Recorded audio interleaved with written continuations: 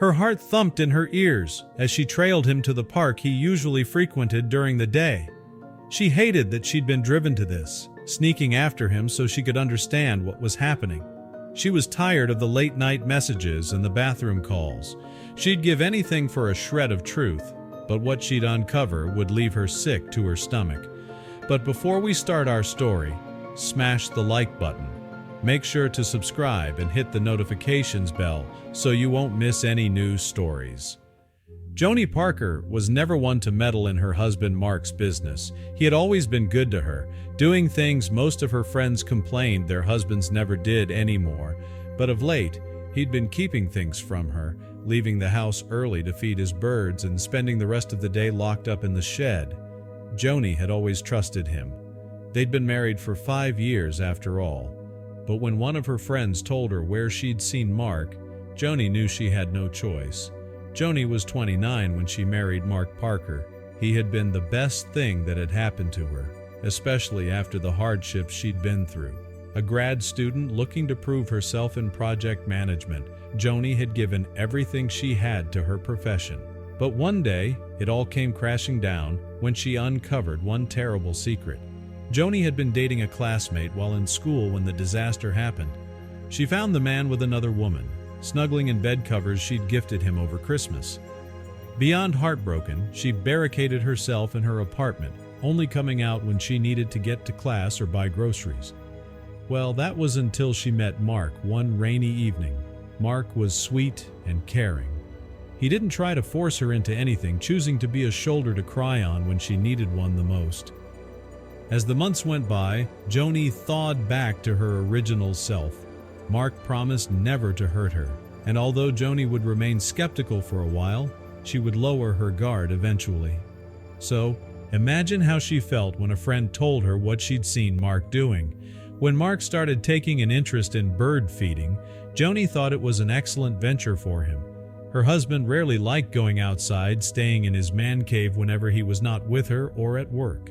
He was also usually very reserved, but his whole demeanor shifted as he started feeding the birds that usually flocked in the nearby park. But Joni should have known that this would be the least of her worries. As with many things that push us into new behaviors and lifestyles, Mark's interest in going to the park every morning hadn't been coincidental. He had a heated argument with Joni centered around her mom, who had pressured them to have a kid. Joni and Mark had agreed that they'd not have kids. They'd lived like this for 5 years before Joni's mom started asking questions. Mark had told Joni he didn't like her taking her mom's side instead of his. He left that morning after the terrible fight, claiming he needed to clear his head. Frothing at the mouth, he banged the door behind him and jumped into his Jeep, taking the road to the park. When he returned that evening, Joni expected him to be cross with her still. You see, Mark had always been one to hold grudges, no matter how small. But something in him was different. Mark didn't speak about their quarrel or hold his tongue as he usually did whenever they butted heads. He hugged her tightly the minute she opened the door and asked what they were having for dinner. It didn't even occur to him that he'd been away for a whole day without calling or texting, but his hands were filthy with dirt and smelled like bird feathers. This would only be the beginning of a difficult time. Joni knew she needed to get to the bottom of what was happening. It wasn't like her husband to leave things hanging, especially when said things ended in a big fight.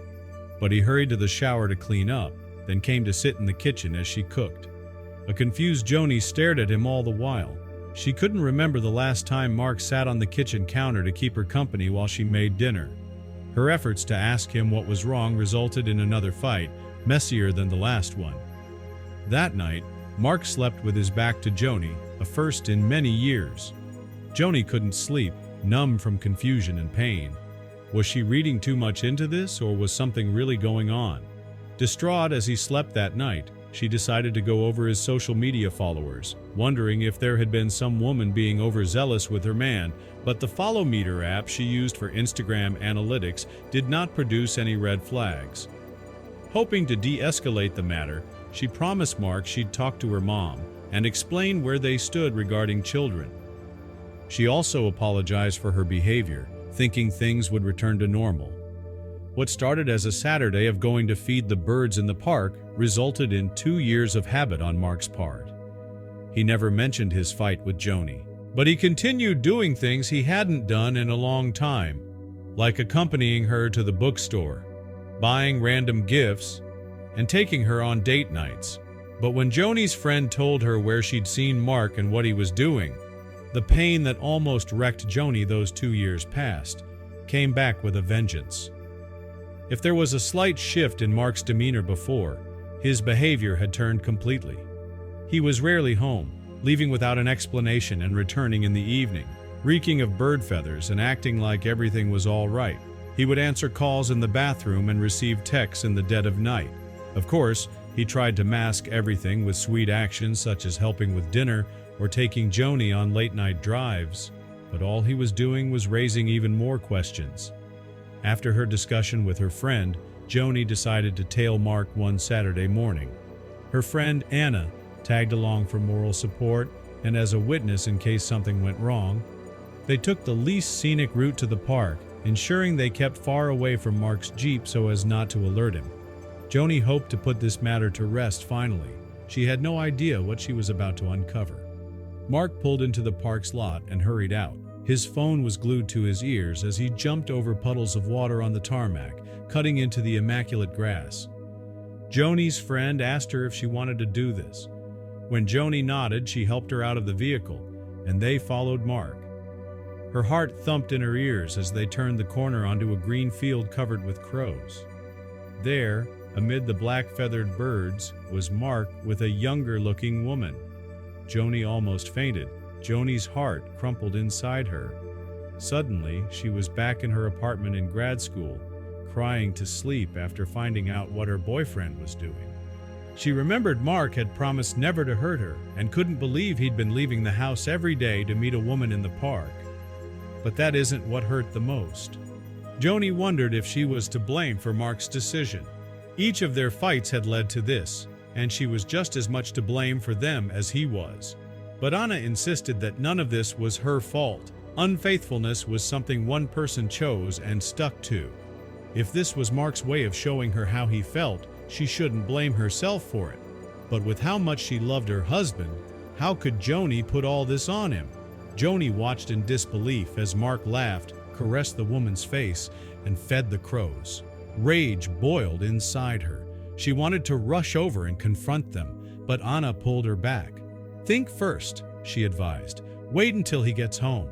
Would that even work? "Bird feeding," Joni muttered bitterly as Anna drove her home. Her vision blurred with tears. The love of her life had decided she wasn't enough. Back home, she collapsed into bed, her fury slowly turning into heartbreak. How could Mark do this to her? He had been her light after heartbreak, patient and kind, helping her believe in love again. When she finally admitted her feelings, he confessed the same and vowed never to hurt her. For 5 years, he had kept that promise. But now, everything felt like a lie. She couldn't wait for answers. She grabbed her keys, jumped into her car, and sped toward the park. Mark would regret hurting her this way. Blinded by rage, she barely noticed the red and blue flashing lights behind her. It wasn't until the sirens blared that she realized she was being pulled over. Trembling, she rolled down her window as the officer approached. She explained her distress, expecting a warning, but the officer surprised her. "You weren't speeding," he said, "but you didn't signal your turns. You could have caused an accident." Joni thought he'd let her go. Instead, he asked her to step out. "You shouldn't be driving like this," he said. "Let me take you to the park."